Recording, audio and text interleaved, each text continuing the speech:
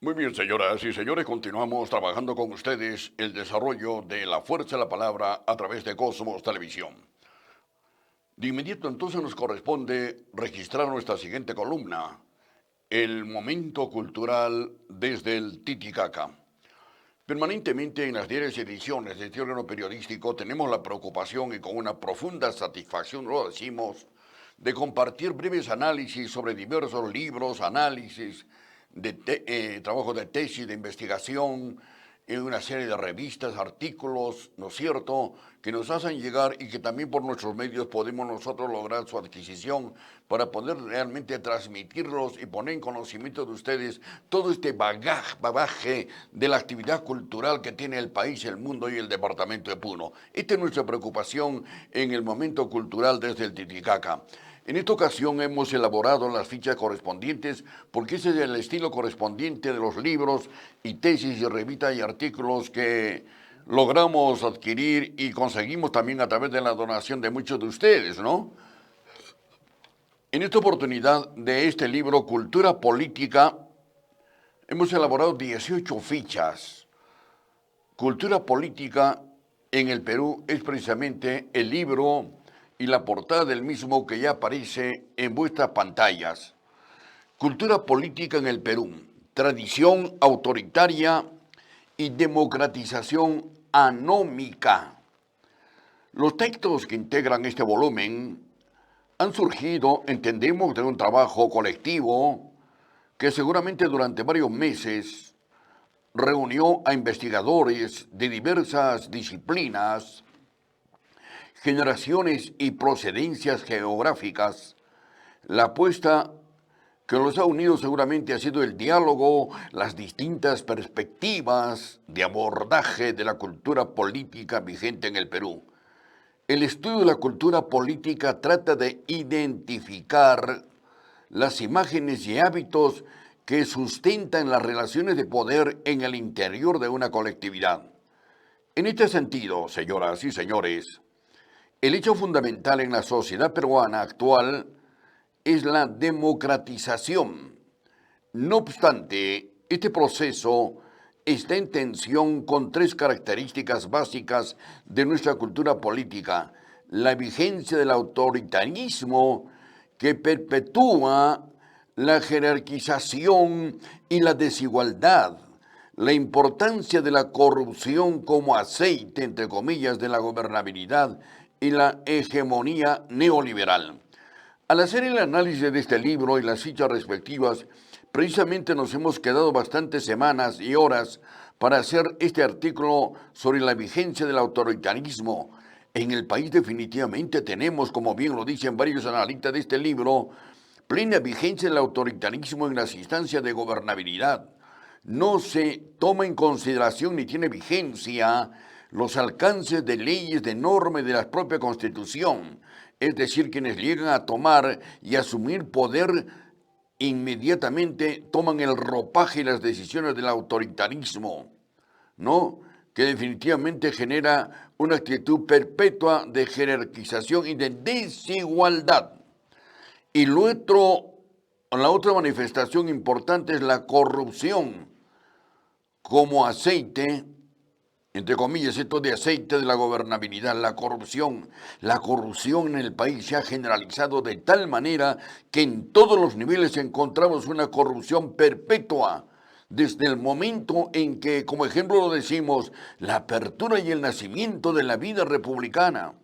No existe un solo gobierno elegido democráticamente en nuestro país, en el Perú, que no haya cometido actos de corrupción, de soberbia, de robo, de haber utilizado indebidamente los recursos del Estado, de haber fraguado las normas y las leyes. La corrupción da la intención y la impresión que en el Perú es el pan de cada día. Vean este gobierno, más corrupto que todos los demás. 5 presidentes de la República denunciados por corrupción, y ni qué decir de otros que inclusive con golpes militares también ocasionaron actitudes de corruptela. Y luego tenemos la hegemonía neoliberal. La hegemonía neoliberal se considera el despotismo, el capital como alternativa única de la crisis de la gestión asociativa, el resultado de una democratización anómica, un hervidero de posibilidades ansiado en el orden incierto y conflictivo.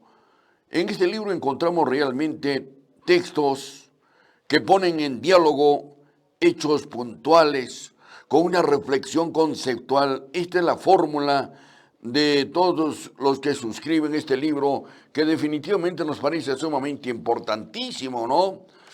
Hemos hecho una introducción y un análisis. Completaríamos en todo caso la introducción y el análisis con el titular de algunos artículos que se tienen al interior del libro. Por ejemplo, sobre la tradición autoritaria, los fantasmas del patrón y del siervo como desestabilizadores de la autoridad legal en la sociedad peruana, la cultura política, identidad del APRA y el poder, la cultura política en Puno, el dispositivo de la entidad etnocultural que escribe Lambera. No tenemos nunca dejarse persuadir. En el tema de la hegemonía neoliberal y de cuestionamientos, se habla, por ejemplo, sobre la supresión de lo comunitario en los Andes mineros peruanos. En el capítulo de gobernabilidad y corrupción se trata un tema precisamente sobre los fragmentos de la democracia formal, sobre la relación cotidiana entre personas y el Estado. Otro capítulo que merece también subrayar es en la ficha 25 que hemos elaborado sobre nuevos caminos de la acción y la reflexión política, los de izquierda, entre comillas, y los de centro, también entre comillas, opciones políticas modernas, desencantos, despolitizados totalmente, y a esto se agregan los gobiernos y también las manifestaciones neoliberales y de la derecha que se creen los dueños absolutos del Perú. El libro trata sobre arte, religión, política, imágenes de la reconciliación, conceptos y otros artículos. Y brevemente queremos decirles entonces que desde nuestro punto de vista, al haber leído con tanto detenimiento este libro y haber elaborado las fichas, los editores de este libro pretendieron ante todo orientar decisiones y artículos sobre la veracidad. Esta significa el esfuerzo por dejar atrás esas creencias inadvertidas que se entretejen para fundamentar una determinada manera de ser las cosas. Entendemos entonces por cultura política el repertorio de imágenes y hábitos que definen las relaciones de poder en el interior de una sociedad. En este sentido, podemos identificar en el Perú que hay tres grandes características de cultura política que son abordadas cada una en las secciones de este libro. La primera es la vigencia del autoritarismo, que reafirma el principio de que no todos tenemos iguales derechos. Nos hemos despojado de ser aún una sociedad estructurada por el vínculo colonial, pero desde luego las cosas son más complicadas. La democratización ha hecho grandes progresos. El racismo está arrinconado y el sentimiento de igualdad adquiere cada vez más fuerza. El racismo es terrible, ¿no? Ese cholo, ese indio, ¿no? Ese mata. El centralismo destruye. Y quienes están en el poder, lamentablemente, tienen ese criterio impositivo todavía de manejar este término del racismo que tanto daño nos hace a nosotros. Como ustedes recordarán, tomando como ejemplo, hemos publicado de nuestra autoría 6, 7 libros donde rechazamos realmente el autoritarismo en el cual nació la vida republicana. Estos libros que nosotros hemos entregado en nuestra auditoría tienen un concepto ideológico, político y social de la forma como se ha venido mancillando el legítimo derecho del campesino, del trabajador del campo, de la costa, de la sierra y de la Amazonía. Pues bien, terminamos entonces haciendo el comentario sobre cultura política en el Perú, sugiriendo de que el libro por su naturaleza resulta sumamente interesante, ¿no? Son varios los autores que han colaborado en la edición de este libro: Gonzalo Portocarrero, Juan Gonzalo Ibáñez, Víctor Elitz y Elan Vera, que también es gran amigo nuestro y colaboró de este medio de comunicación. El libro por su naturaleza es un despliegue de investigación, de trabajo, de ciencia. Cultura política en el Perú, ¿no? que lo edita la Red para el Desarrollo de las Ciencias Sociales en el Perú. Hasta aquí entonces el comentario de cultura política en el Perú, en el momento cultural desde el Titicaca, en la fuerza de la palabra por Cosmos Televisión. Esta sección nos llena de satisfacción realmente. Ojalá que de una u otra manera podamos realmente estar alcanzando alguna más mínima insinuación de lectura, de conocimiento, de investigación en nuestra niñez y en nuestra juventud. El celular, ¿no? ¿El celular lo habrá inventado el hombre en la Tierra o vendrá un invento de otra galaxia, de otro cosmos inconmensurable, ¿no? Hoy preferimos tener el celular noche y día. Las calatitas a la orden del día. Mis paisanos hoy en día ya buscan las calatitas de las playas. La juventud buscando ahí simplemente ese tema relacionado a disipar simplemente informalidades en la toma de conciencia. Podemos utilizarlo, pero démosle realmente el tiempo prudencial y seleccionemos los temas. Nos hemos olvidado de la lectura. Tener un texto sobre la mesita con 4 o 3 patas es fundamental. Bueno, pero ahora sí, continuamos con el momento cultural desde Titicaca y tenemos las fichas correspondientes de este otro libro de Max Colodro, es el nombre de Max Colodro. El título es La ilusión de filosofar. Entonces vamos a apreciar ya en vuestras pantallas el libro La ilusión de filosofar. Resulta interesante. Por naturaleza los hombres somos filósofos, ¿no? Diario filosofamos desde el momento que despertamos y aun cuando soñamos estamos filosofando, ¿no? Queriendo darle una interpretación a nuestros sueños.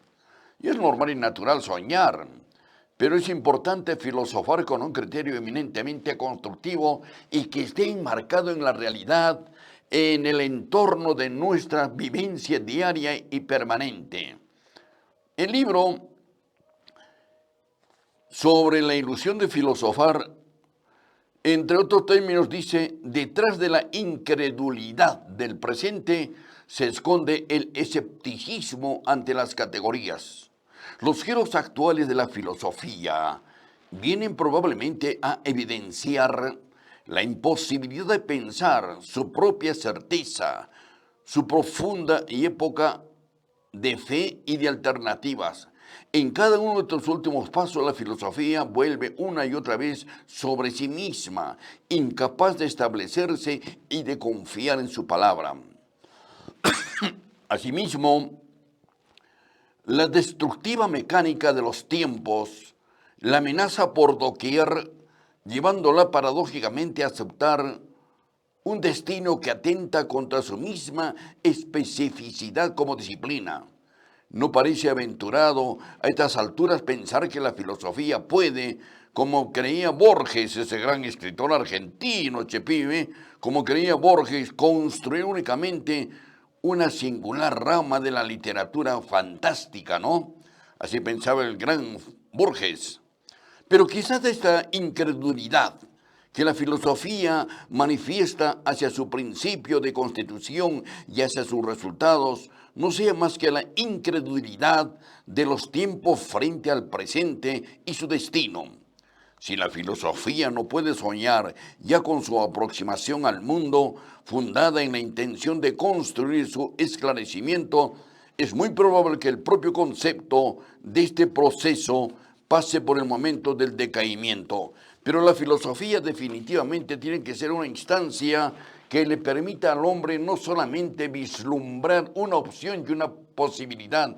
La filosofía tiene que compenetrarse definitivamente en el concepto y en la vivencia diaria y permanente del ser. La intención última o primera de estos escritos, amigos nuestros, que hemos encontrado en este libro, La ilusión de filosofar, ha sido simplemente desde nuestro punto de vista la decisión de darle ubicación, el deseo de internarse en la complejidad de las categorías para buscar en ellas interpretaciones posibles, horizontes que se abren en la profundidad del pensamiento. Nada hay en este libro que no pueda ser refutado. pero nada hay que no busque llamar a la reflexión, al atrevimiento. Si algo de lo que ha sido dicho en una invitación al pensamiento y preferiblemente al olvido es cosa del mañana. Lo importante y lo trascendental es que el contenido del libro, La ilusión de filosofar, es una forma objetiva, real, como dice el autor Max Colandro, de interpretar la vivencia permanente y diaria del ser humano, de la persona. La filosofía en muchas de las veces nos introduce a una temática propia de enriquecer la actitud de expresión y la manifestación material de la persona. Podemos filosofar y entendernos de mejor manera en el concepto del verbo, de la palabra y de la ilusión. La filosofía no se aleja de ninguna manera de la diaria ética permanente y cotidiana que tenemos en nuestras vivencias diarias de nuestra existencia. Interesante, muy interesante el libro La ilusión de filosofar.